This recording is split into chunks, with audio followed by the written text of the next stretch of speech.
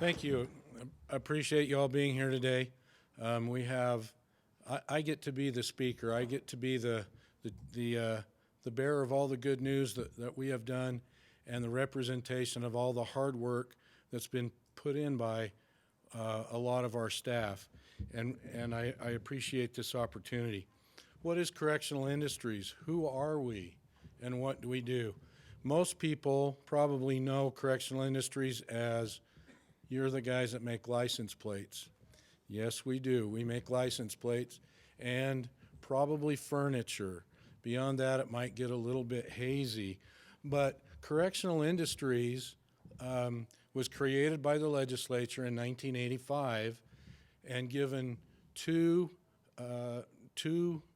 directives. One was to train inmates in job skills, and the other was to be profitable. And sometimes it's kind of which comes first, the chicken or the egg. If we're not profitable, we can't provide jobs. We have to be able to provide jobs to be profitable. So we work diligently at meeting those two directives and initiatives from the legislature. Correctional Industries we have 20 different businesses that we operate, everything from furniture and license plates, signage, printing. We've seen some of the examples of the print shop on the videos already this morning. And throughout these different shops and different operations that we have, our goal is to train inmates so that when they get out, that they can stay out. Statistics have shown that inmates who are able to get a job when they get out are much less likely to come back. And that's what we're all about. We're about the rehabilitation and the recidivism, reducing recidivism. We have 70 employees. We have state employees. We have about 760 inmates that work every day in our different operations, and they are not state employees. We provide a lot of jobs within the community. We buy a lot of raw materials and purchase our raw materials from the community. Last year it was about $13.9 million in purchases. Correctional Industries does we did just a little over $24 million in revenue this past year. Thanks to all of you for your support of our program. The inmates that work for our program, it's a choice for the inmates to work. We can't compel them to work, so they're given an opportunity to work. Obviously, we have more inmates that want to work than we have jobs for, and so we're constantly looking to be able to provide more opportunities to the inmates.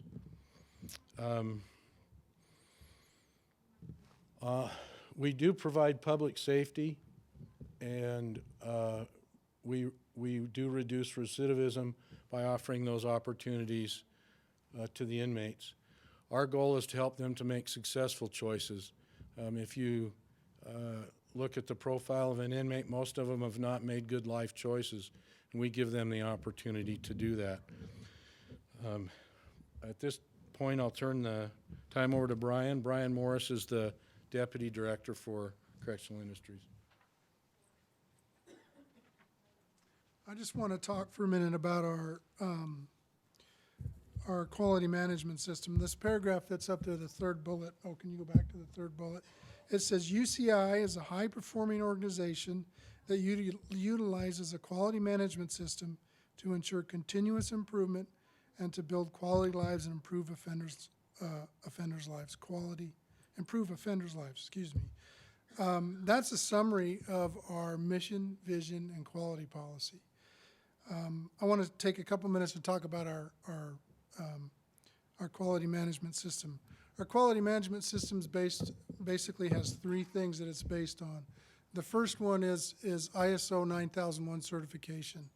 ISO 9001 is based on is a quality management system based on 8 quality principles.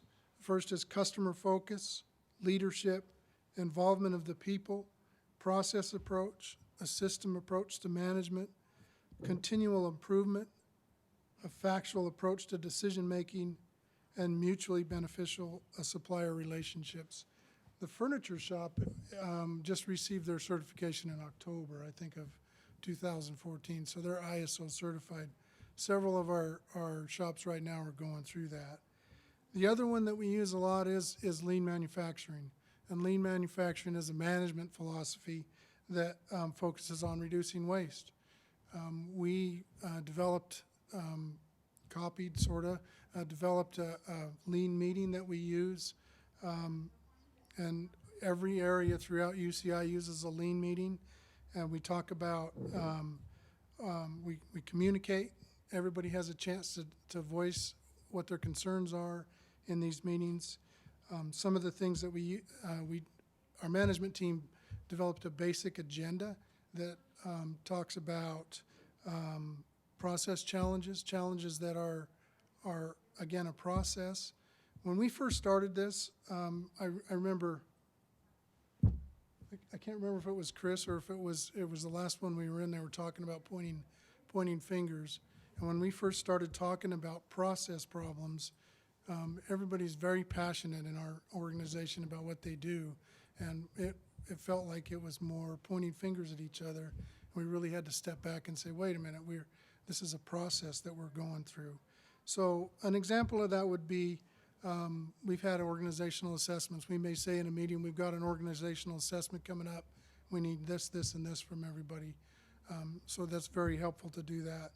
One of the things also that we discovered while we were doing a lot of the talking about challenges was it was more, we always talked about challenges. We never talked about good stuff that was going on. So we have a thing that we call backslappers, and we for whatever reason, any reason at all, we can give somebody a backslapper. You know, Alan a backslapper for meeting with the legislature, Mike a backslapper for you know, anything that he does or that's worthy of that. The other things that we talk about are financial status, and we always have a thought for the day, a positive thought for the day. The last thing that we use, or not the last thing, but another thing is, of course, is theory of constraints, and we're going to learn today about some of the tools that we use in theory of constraints for our quality management system. Okay?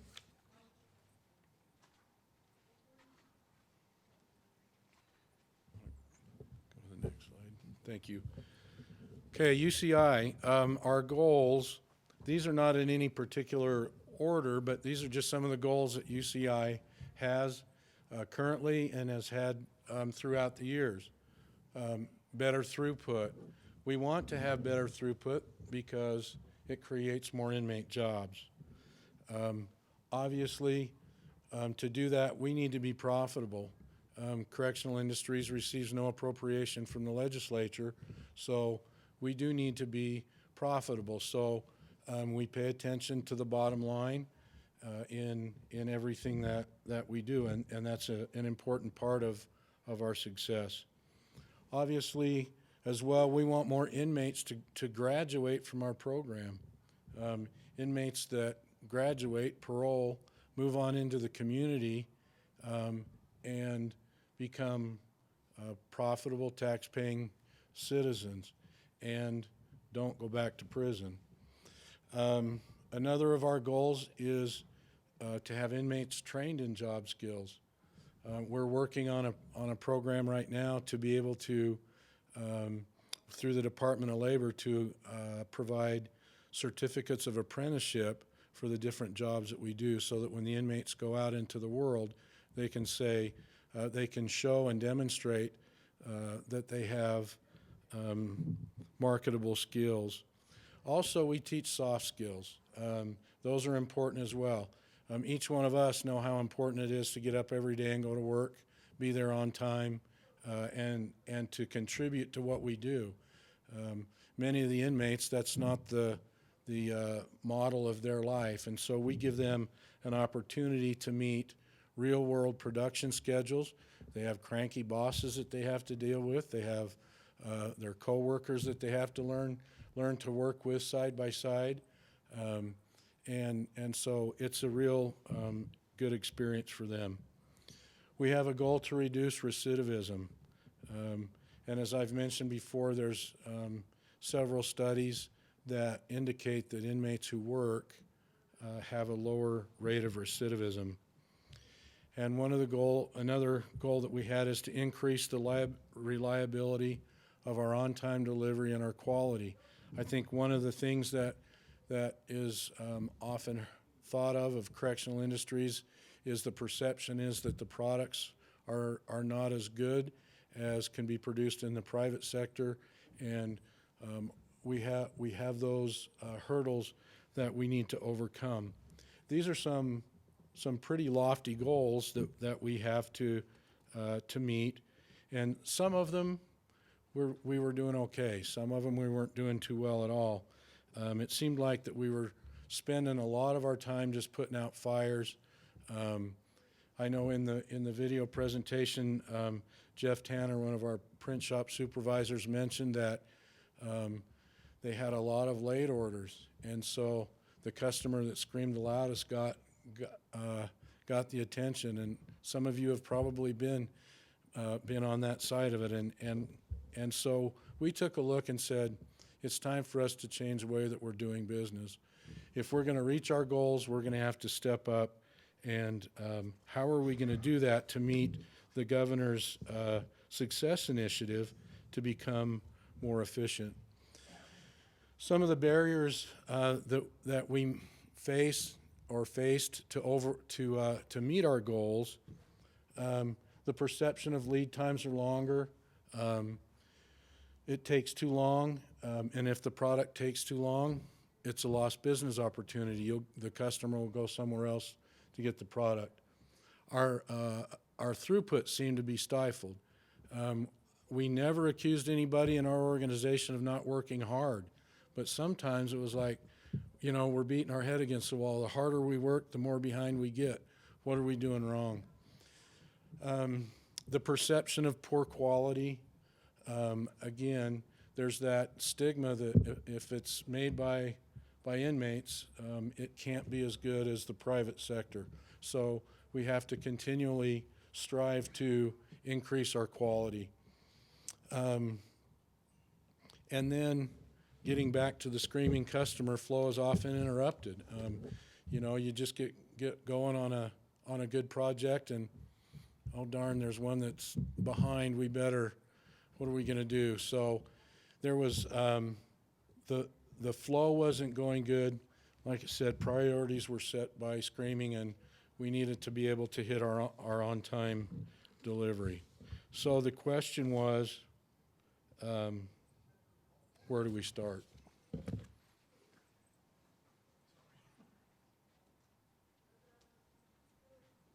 So we decided we'd start with the furniture shop. And the furniture shop is because it's one of the most visible shops to UCI. Everybody knows, like Alan said, we're famous for license plates and furniture. So we wanted to start with the furniture shop. Some of the issues were anecdotal and some of them really needed to be solved. So the furniture shop is the opportunity came through the governor's office that they would help us with TOC. So we wanted the biggest bang for the buck, basically. We wanted the most impact for our organization, so picking the furniture shop. A couple of the issues that we had is they were right in the middle of working on ISO, which is a lot of documentation, a lot of work, really a lot of work for those guys. And they were working on their lean, so we were really concerned about overloading the staff with, oh geez, something else to do.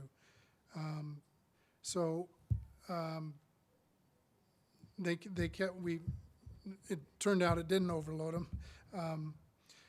The furniture shop had no documented procedures in the very beginning. They really didn't have any documented procedures or work instructions to follow. And that caused a lot of firefighting. So we're always putting out fires instead of planning ahead.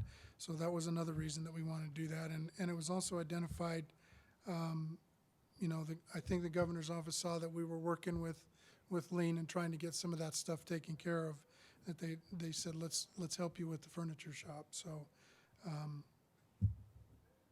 that was it. And in the Lean meetings now, I think a couple of the guys are here, the Lean, they use that extensively in the furniture shop when they meet with their lead men, and their lead men gather their information from the regular workers, and they take their information to their supervisor, and they have a voice to be able to change the way they're doing their job. So I think it's really helpful that way. Okay.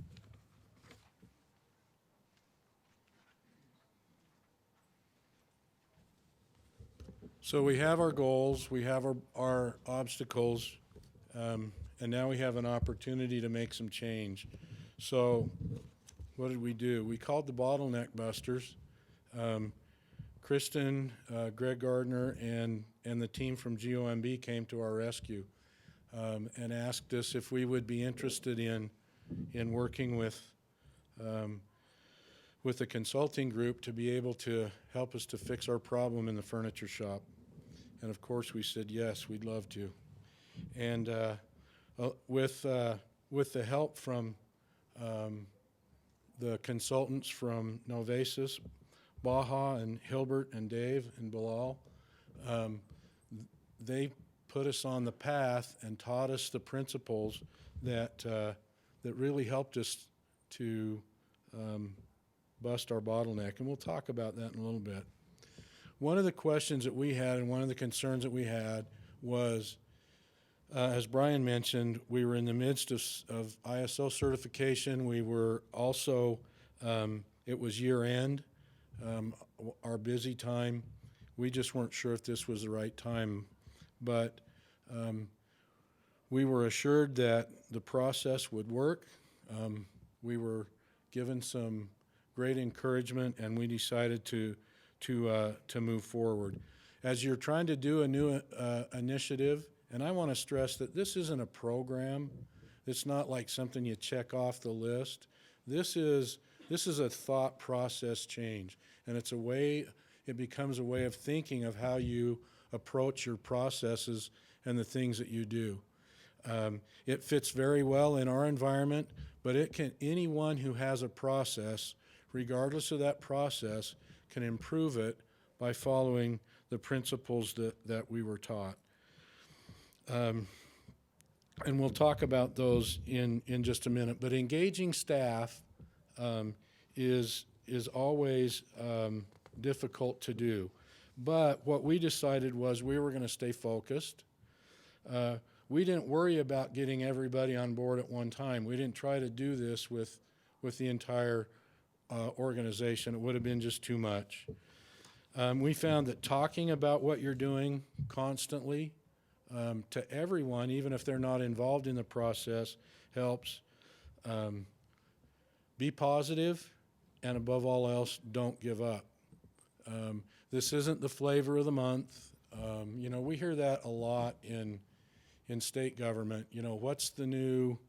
I mean, we can all go back and think of all the different initiatives that we've seen in our career, but this is different than that. This process helps you to change the way you think and the way you approach the entire process. So I want to talk about engaging the inmate workers. This was really difficult because the inmate culture is they're going to do what they have to do to survive. They're not always interested in working with each other. They're not always looking at the big picture. They're not always they don't have the same thoughts that we do, basically. So this was really difficult to do. Again, it was the end of the fiscal year. These guys were working 13 hours a day. It was really busy. So we came in and we told them, look, here's the goal. Here's our goal. We want to reduce recidivism. That's what we're doing. And we asked them, what's your role in this? What is your role in to reduce recidivism? And listened to them and talked with them and helped them understand how their role, what they're doing right there in a furniture shop is reducing recidivism and what their role is in it. So they understood that. And then we asked them, take a look at your work areas. Tell us what you can do, or what we can do for you to help you make your job easier. And it was amazing. It worked really well. This is a huge culture change for inmates. Well, for everybody actually, but really inmates for sure. So as we moved through the furniture shop, it was really evident that these guys were taking what we were teaching seriously and moving forward with it. So it was really good.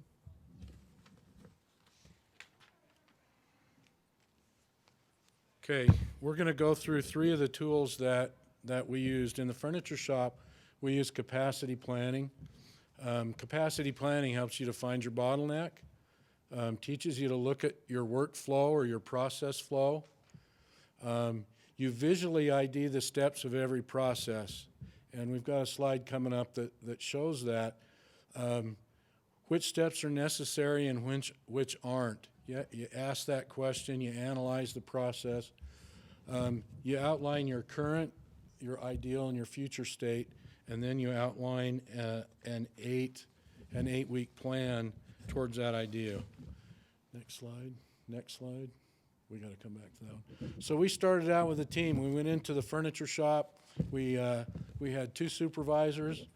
We had our marketing and sales people were involved, and our consultants, and 2, Greg and Kyle from the Governor's Office of Management and Budget. And what we did, next, that's what capacity planning looks like. You just line it out on the wall, you write down all your processes and all your steps, and then you go through the rest of the process to find out which of those steps are necessary, which aren't, and you map your current state and then your ideal state, and you come up with a plan to be able to reach that state. The thing that was most interesting in this process to me, and have any of you gone through this process? Have any of you done that? A few of you, I see a few heads. I don't know how you were, but I knew what the problem was before we started. And Mike knew what the problem was, and Doug and Dave. We all knew what the problem was before we started. And I don't know what your experience was, but we were all wrong. We found out that we found out what the true bottleneck was and how to put together that plan to fix what the true bottleneck was. Next. We address the bottleneck, match the flow, all of these things that you do in the process to be able to,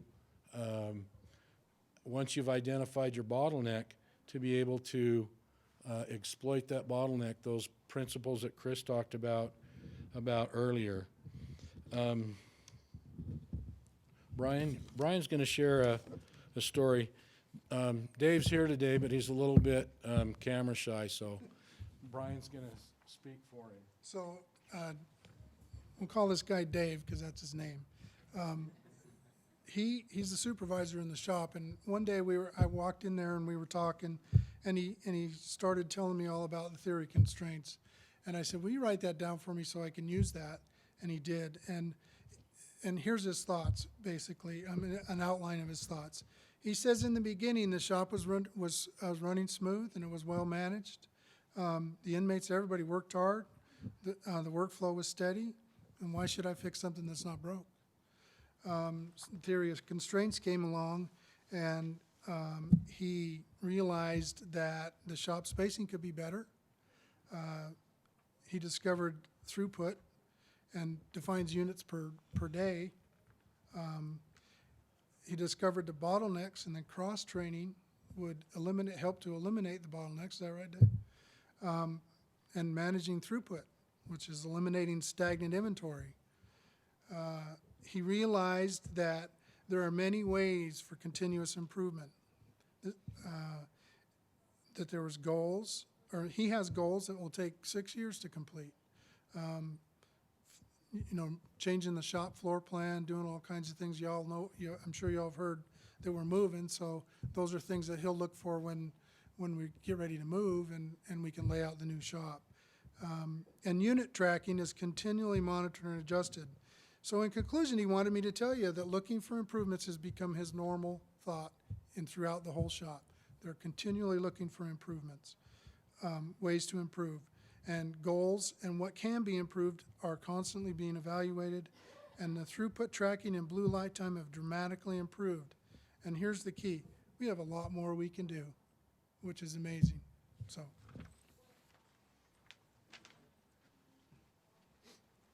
I think Dave's story is pretty typical of those that have been involved in the process, from the inmates to the staff.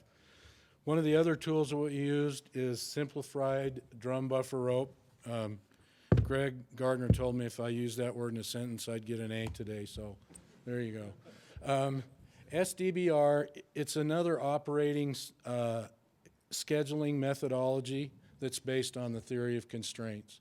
Because of the nature of the print shop, their work is a little bit different than the furniture shop. The SDBR works very well in their system. We got to the print shop. After we had done the furniture shop, I wasn't comfortable with being able to teach the process, but we knew that we had to take this throughout the rest of the organization. And so we engaged Baja's team to come in and do a train the trainer. And in that, we invited the other 3 divisions in corrections to be part of it, because we knew that this has application across the board. And so the team took on the print shop, and the results in the print shop were just as remarkable as they were in the furniture shop, increasing our revenues, decreasing lead times, and as Jeff mentioned in the video, decreasing the number of late jobs. So, next. Things are just humming right along in the print shop, and we expect similar improvements and those improvements to carry on. The third tool that we use is critical chain project management. We instituted this in our construction division to be able to hit deadlines. This method of planning and management of projects emphasizes resources to execute project tasks. And in our construction division, we've implemented this, and we've had a couple of projects, and it's shown great promise. We have a lot more work to do with it, but still, you want to go to the next slide? We've been able to teach the group how to schedule their resources, and it's a visual tool that outlays a project from start to finish. You can keep track of where you are.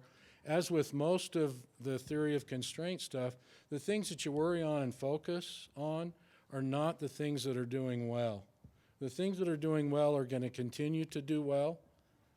The things that you focus on are those things that really need your attention, and that's what this program helps you to do, is to see what projects and what items really need your attention.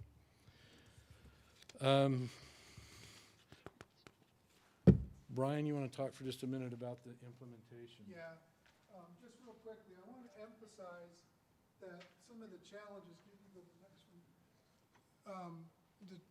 The challenges that we faced, we had the training and education from Governor's office and the consultants. The buy-in was, we talked a little bit about that. One thing that's for sure, there's a couple of things. One is everybody knows what the goal is, that everybody understands what their role is in the goal, and it's never wavered. We focus on the goal, and we evaluate different ideas and programs to the goal. If it doesn't reach that goal, then we don't, the answer is pretty clear. Why are you doing that? We actually ask the people doing the work, what do you do? How can we help you make it easier? What can we do? The culture change for the inmates was huge. You'll see a picture here coming up soon that's pretty significant compared to, 3 or 4 years ago. They probably wouldn't even stand together. And again, overloading our staff. We were really concerned about overloading our staff. Alan talked a little bit about, the flavor of the month. The way we looked at it is this is a new operating system. If you get a new, a computer, you get a new operating system, this is the way it is. This is how we operate, and it's turned into that. It's taken a while, but we've turned it into that. So, again, the challenges, there was many, but one thing for sure I want to say is that we always had the utmost support from our executive team. They were always willing to support us no matter what. So it takes top management's leadership too to help you with that. Okay. We're going to wrap this up real quick. I would just want to quickly go over some of the results. We have had greater participation and team mentality across the board, staff, inmates. It has really been evident. We've had, of course, the business side has improved. We've already heard this morning somebody say we're working smarter, not harder, which is really the truth. This really works, and if it works for us in corrections, it can work for you. If you have a process that you need to change, if you want something to work better, flow smoother, TOC is the way to go. UCI, I just want to say we have awesome staff. Everybody's worked very hard on these goals, and we're very grateful for the opportunity that we have to be part of this. I'm also grateful for Governor Herbert to have the foresight to challenge us to be more efficient. And I think statewide we're proving that we can. Next slide. This is a picture of our furniture shop. All the guys in white are not angels, even though that's our inmate crew. And like Brian said, some time ago they probably wouldn't even have stood together for a picture, but they broke a record. We had record sales and in our print shop and in our furniture shop this past year. This has helped us in all aspects of our business. And then one last slide. This is our critical chain project management in practice. This is the Sergeant Major's quarters at Camp Williams. It's basically a 4-room hotel. We had about 90 days to get it completed from start to finish, and with the implementation of the CCPM, we were able to do that with a lot of help, a lot of staff help, a lot of inmates help, a lot of cooperation and help from DFCM and from the National Guard. Anyway, with that, are there any questions? We have a couple of minutes. Does anybody have any questions? I don't know the answer anyway, so. No questions? Thank you. Oh, yes. One quick one. Part of lean is that everybody kind of they're empowered to change their own situation. How much control do your inmates have in controlling their work environment? They have a lot of control. They can, if there's a work practice that needs changed or a process that needs changed, through the ISO certification process and documentation, there's a method to accomplish that, but the inmates are very, very much involved. As a matter of fact, we have inmates that we trade off leading the lean meetings, and we have inmates that lead the lean meetings. And these are some individuals, males and females both, who have probably never been in front of a group to say anything before, other than guilty or not guilty.